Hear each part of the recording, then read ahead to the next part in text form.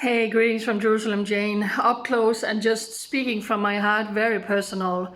It is absolutely surreal. I'm the Danish Viking. I'm the foreigner living in Israel who has never been in a state of war before, so I don't even know how to act.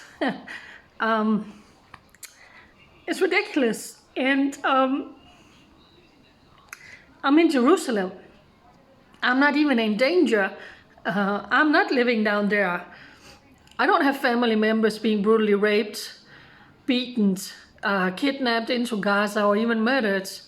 But this whole country is affected because this whole country is one family. And when I'm emotional now, it's because I'm just going to speak from my heart a little bit. I hadn't planned on doing this, but I have lived here for 10 years and I have recorded from numerous terror attacks, hundreds and hundreds of Israelis that has been murdered in terror attacks here, murdered for no other reason than being Jewish. I have covered, I don't know, thousands of rockets flying in from Gaza, people being killed, people sitting in bomb shelters and being so traumatized. So I am carrying all of that trauma already. I'm so sorry. I had not planned all of this. What I want to say was that something so stupid. Like I said, I have not been in war before. So all of a sudden I was like, wow, I don't have any more shampoo. I need to go out and get some shampoo. So I go outside and just to see that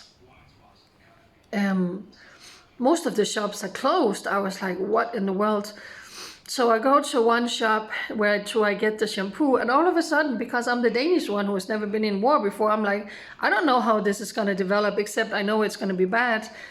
So all of a sudden, I am rocking around thinking as something like so stupid, like, okay, so what are you going to need? Okay, let me get some more Q-tips. Let me get some body soap. Let me get a new deodorant. Stupid. Like I said, I'm the Danish foreigner who has never been in a state of war before.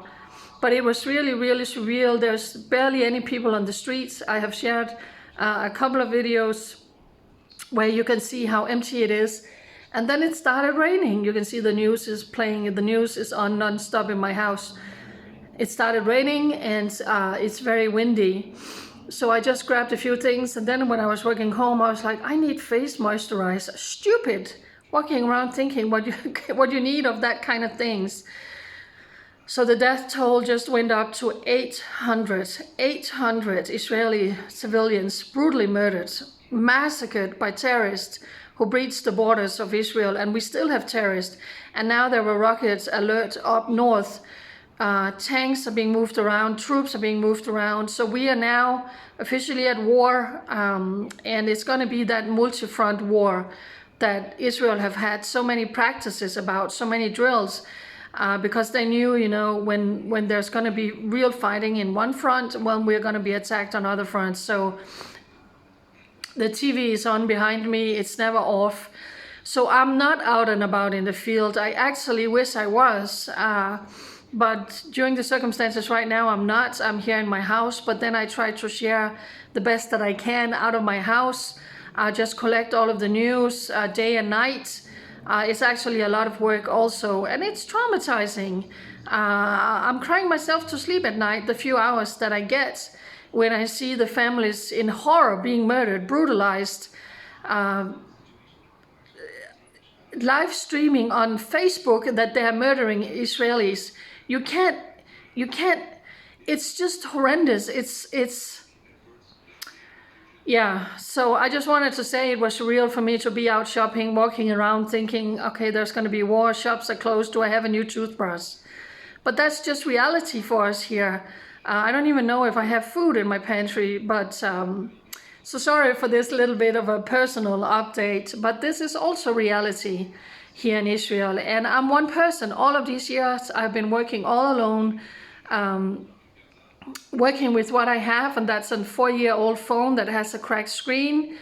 My computer is 10 years old. I can barely turn it on sometimes. But God says, do what you can and what you have in your hands. Let me just end by saying something that someone told me, saying, you can absolutely do that, Jane. because those who knows me and who follow me, you know, I am actually going to be homeless in 6 weeks. I need to find a new home, and I need to move November 30. And all of these years I have only living by donations.